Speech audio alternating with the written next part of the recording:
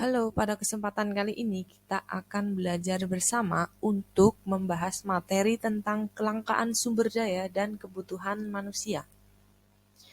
Oke, untuk pokok bahasan kali ini ada dua. Yang pertama, kita akan membahas tentang kelangkaan, dan yang kedua, kita akan membahas tentang kebutuhan manusia. Oke, tetap perhatikan materi ini sampai akhir ya. Baik, kita ke materi yang pertama terlebih dahulu, yaitu kita akan belajar atau kita akan bahas tentang kelangkaan. Nah, ada apa sih yang dimaksud dengan kelangkaan? Jadi, kelangkaan atau scarcity adalah kondisi persediaan sumber daya untuk memenuhi kebutuhan manusia yang relatif terbatas, sementara kebutuhan manusia tidak terbatas. Jadi kata kunci untuk kelangkaan di sini adalah keterbatasan. Keterbatasan apa? Keterbatasan sumber daya untuk memenuhi kebutuhan manusia yang sifatnya tidak terbatas. Oke, baik. Nah, sini ya, menurut buku makroekonomi disebutkan bahwa kelangkaan atau kekurangan itu berlaku sebagai akibat dari ketidakseimbangan antara kebutuhan masyarakat dengan jumlah penduduk yang tersedia. Sehingga kelangkaan itu dipengaruhi oleh beberapa faktor, antara lain yang pertama yaitu terbatasnya sumber daya pemenuhan kebutuhan. Yang kedua, semakin bertambahnya penduduk. Dan yang ketiga, kurangnya kemampuan untuk memproduksi barang dan jasa. Ini akan kita bahas satu persatu ya. Kita ke yang pertama terlebih dahulu, yaitu terbatasnya sumber daya pemenuh kebutuhan. Nah, sumber daya yang terbatas itu menyebabkan penurunan jumlah produksi barang dan jasa, sehingga tidak mampu memenuhi kebutuhan masyarakat yang semakin lama semakin banyak jumlahnya. Oke, yang kedua ya, semakin bertambahnya penduduk. Jadi indikator pertumbuhan penduduk yang semakin tinggi itu akan menyebabkan kelangkaan.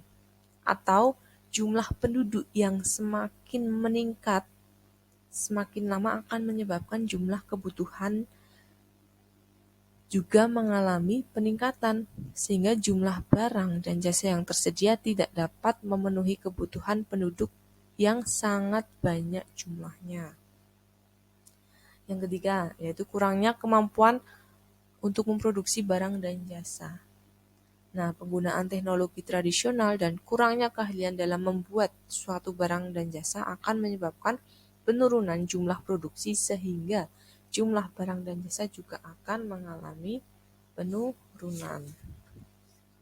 Oke, next. Materi selanjutnya kita akan bahas tentang sumber daya. Nah, tadi kan kita juga sudah mengetahui ya, jika terbatasnya sumber daya itu menjadi salah satu penyebab terjadinya kelangkaan. Oke, nah di sini apa sih yang dimaksud dengan sumber daya?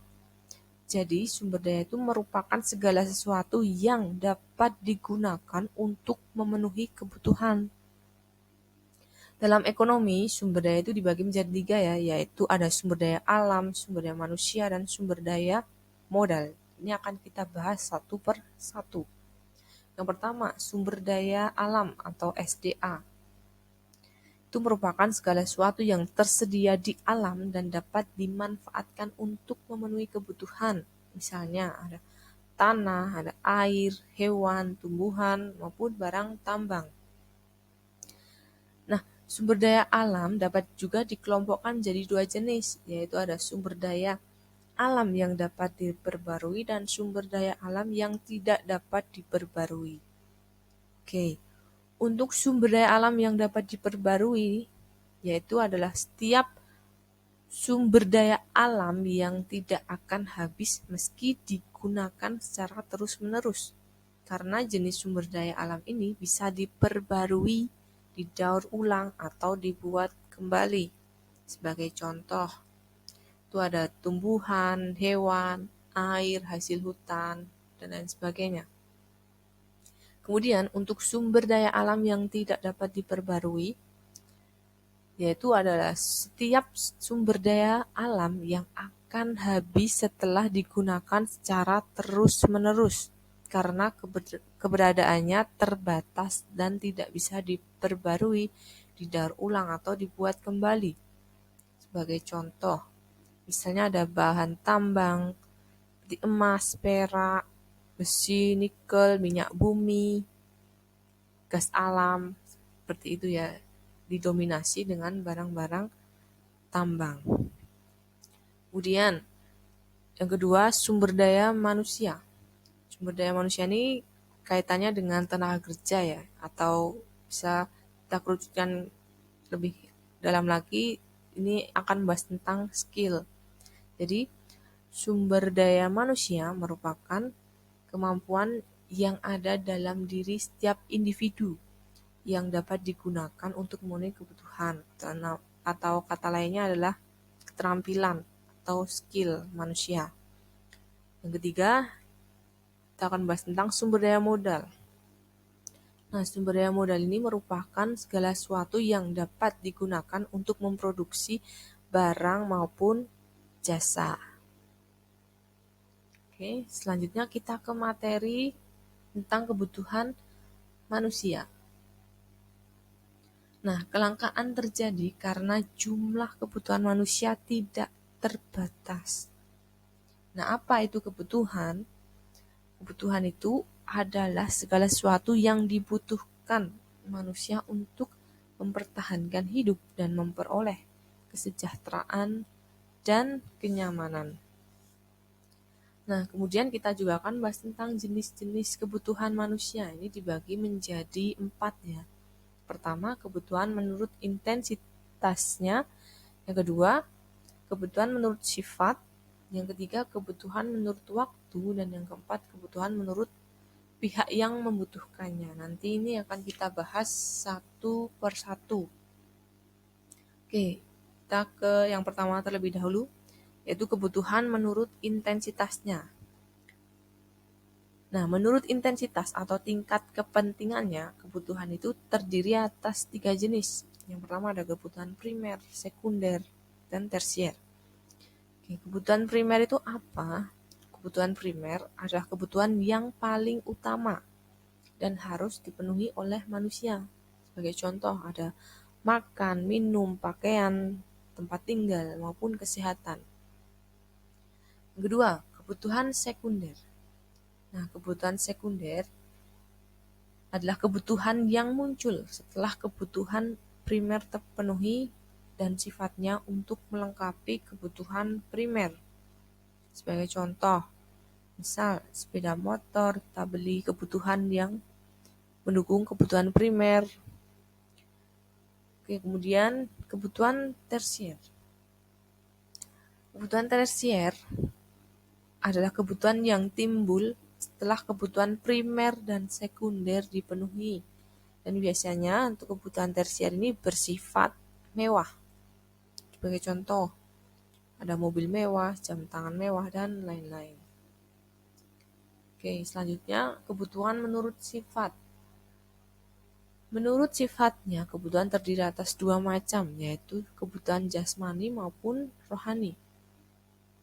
Nah, untuk kebutuhan jasmani adalah kebutuhan yang berhubungan dengan fisik atau tubuh seseorang. Sebagai contoh, makan dan minum, kesehatan, istirahat maupun olahraga. Yang kedua, kebutuhan rohani adalah kebutuhan yang berhubungan dengan kondisi kejiwaan seseorang. Sebagai contoh ya, kebutuhan untuk menerima siraman rohani, kebutuhan rekreasi. Oke. Kemudian kebutuhan menurut waktunya. Kebutuhan menurut waktunya terdiri atas 2 jenis, yaitu kebutuhan sekarang dan yang akan datang. Yang pertama, kebutuhan sekarang. Nah, kebutuhan sekarang adalah kebutuhan yang harus dipenuhi sekarang juga dan tidak boleh ditunda-tunda. Contohnya, minum obat ketika sakit, atau kita makan ketika lapar, atau kita minum ketika haus. Jadi kebutuhan yang harus dipenuhi sekarang dan tidak bisa ditunda-tunda. Oke, yang kedua, yaitu kebutuhan yang akan datang. Kebutuhan yang akan datang adalah kebutuhan yang pemenuhannya dapat ditunda pada waktu yang akan datang. Sebagai contoh adalah menabung. Oke, selanjutnya kebutuhan menurut pihak yang membutuhkannya. Ada kebutuhan individu dan kebutuhan bersama atau disebut juga dengan kebutuhan kolektif. Yang pertama, kebutuhan individu.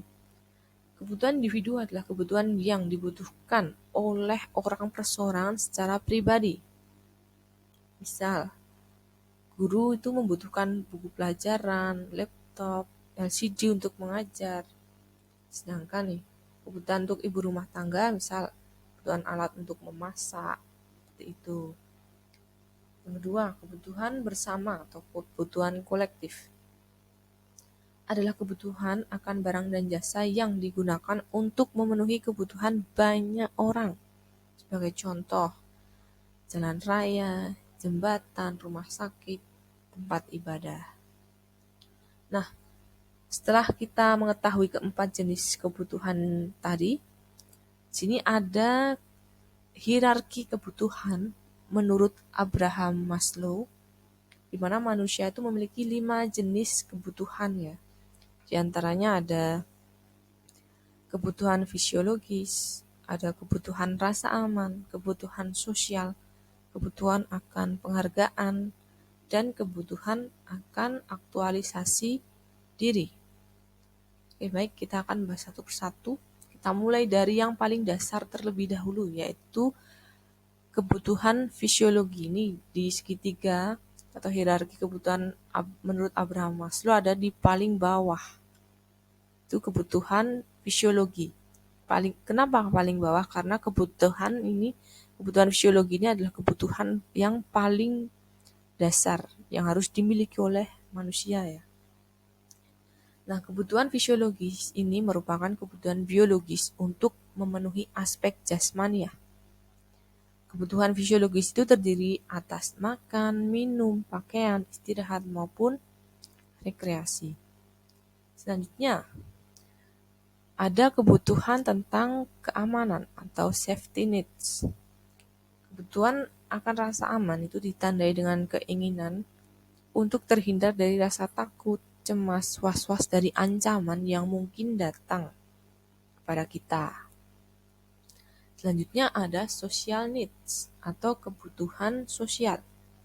Kebutuhan sosial ini adalah kebutuhan untuk menjalin hubungan atau berinteraksi dengan siapa saja tanpa membeda-bedakan suku, agama, status sosial, pendidikan, jenis kelamin, warna kulit, atau bisa disebut dengan ras. Selanjutnya ada extreme needs atau kebutuhan akan penghargaan. Nah, kebutuhan akan penghargaan di sini adalah kebutuhan untuk dihargai dan menghargai orang lain. Yang selanjutnya, pada hierarki paling atas, itu kebutuhan akan aktualisasi diri atau self-actualization. Kebutuhan akan aktualisasi diri adalah kebutuhan untuk mengembangkan semua potensi yang ada dalam diri kita masing-masing. Nah, hal ini berarti manusia diberi kebebasan dalam berkarya untuk mewujudkan aspirasi, cita-cita, minat maupun bakat masing-masing orang. Oke, selanjutnya kita ke materi tentang barang dan jasa. Kita membahas barang terlebih dahulu.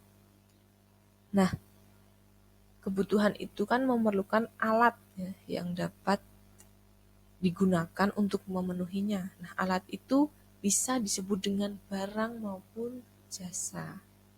Nah, apa itu barang? Jadi, barang adalah benda berwujud yang dapat digunakan untuk memenuhi kebutuhan. Dan barang dapat dibedakan menjadi beberapa jenis, yaitu ada barang menurut cara memperolehnya, ada barang menurut kegunaannya, ada barang menurut hubungan dengan barang lain, dan ada barang menurut proses pembuatannya. Oke, baik, kita akan bahas satu persatu. Yang pertama, itu barang menurut cara memperolehnya. Itu dibagi menjadi 3. Ada barang bebas, barang ekonomi, dan barang elit. Untuk barang bebas, yaitu barang yang untuk memperolehnya tanpa melalui suatu usaha atau pengorbanan. Sebagai contoh nih, ada sinar matahari, oksigen, air laut, dan lain-lain. Itu barang bebas, itu barang yang bersifat cuma-cuma yang ada di sekitar kita. Yang kedua, yaitu barang ekonomi. Barang ekonomi adalah barang yang memperolehnya melalui suatu usaha dan pengorbanan. Nah, sebagai contoh, baju, ada rumah, ada makanan, ada peralatan masak, dan lain-lain. Jadi untuk memperoleh barang ekonomi kita harus melakukan pengorbanan atau usaha ya untuk mendapatkan barang tersebut. Yang ketiga ada barang elit, yaitu barang yang tersedia secara berlebihan di alam. Contohnya, ini air yang berlebih itu kan bisa menyebabkan banjir.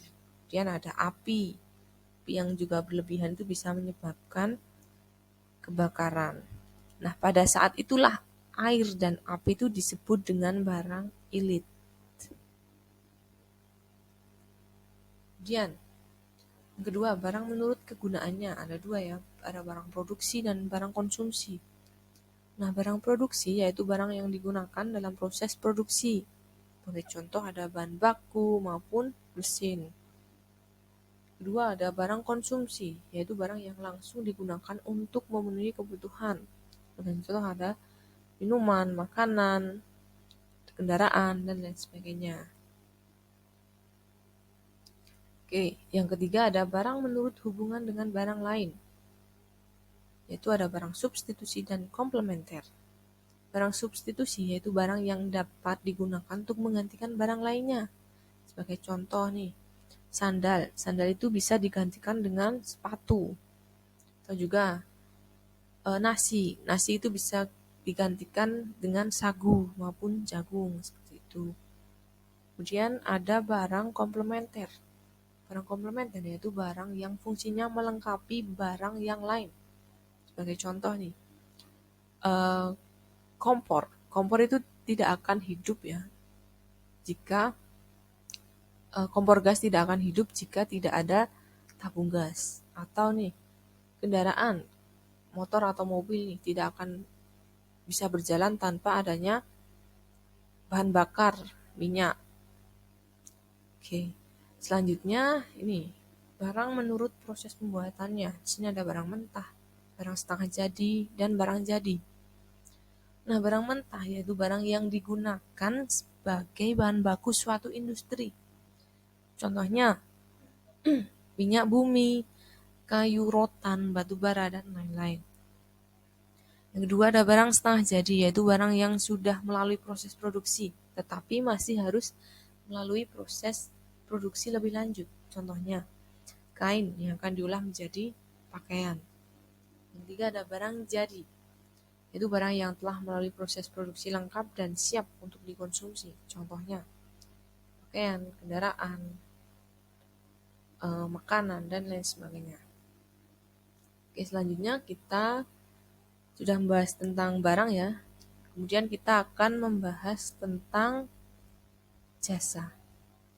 Nah, sini ya, apa sih yang dimaksud dengan jasa? Jadi jasa itu adalah kegiatan atau tindakan yang tidak berwujud fisik, tetapi dapat digunakan untuk memenuhi kebutuhan hidup manusia. Contohnya apa? Contohnya ya, jasa itu ada jasa dokter, jasa perbankan, jasa pelayanan kesehatan, jasa angkutan, jasa telekomunikasi, dan lain sebagainya. Oke, sekian materi yang dapat saya sampaikan, dan sampai jumpa pada materi yang selanjutnya. Terima kasih.